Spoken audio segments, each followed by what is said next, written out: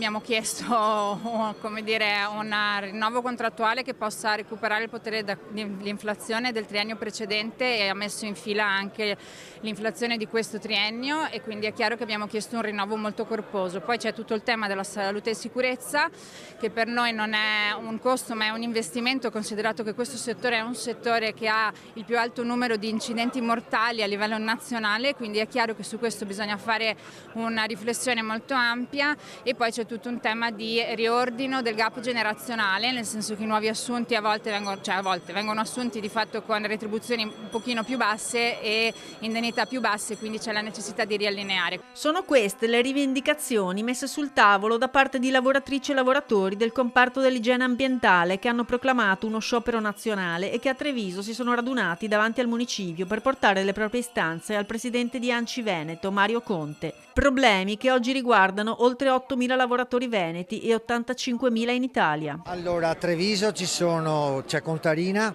c'è Sesa e c'è Savno, che sono le maggiori aziende che operano a Treviso. A Venezia abbiamo Veritas, a Padova c'è APS che fa parte del gruppo ERA e c'è ETRA, un'altra multi-utility.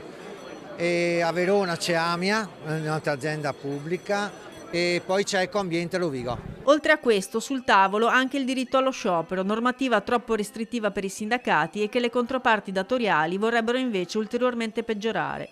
Per questo, se non verranno ascoltati, i sindacati sono pronti a tornare in piazza. Sia chiaro che non siamo più disposti a farci prendere in giro e se sarà necessario torneremo in piazza ancora più forti di oggi. Poi chiediamo anche una rivisitazione nella classificazione del personale per dare prospettive di crescita professionale soprattutto ai livelli più bassi e chi fa il porta a porta tutti i giorni con carichi di lavoro importanti, dove questo settore ha molti inidonei, un aumento esponenziale delle malattie professionali. Di tutto questo si farà portavoce il presidente di ANCI Veneto. Innanzitutto ringrazio le sigle sindacali per aver creato questa mobilitazione e aver chiesto un confronto. Abbiamo a cuore quello che sono le condizioni del lavoro, certamente abbiamo a cuore la qualità del servizio e quindi sarà nostra cura fare in modo che questa trattativa arrivi al compimento. Siamo come sempre a fianco alle sigle sindacali e ai lavoratori, ci vuole anche la volontà di chi sta sopra, quindi ARERA, che sia disponibile a ammorbidire la sua posizione e consentire ai sindaci di adeguare le tariffe.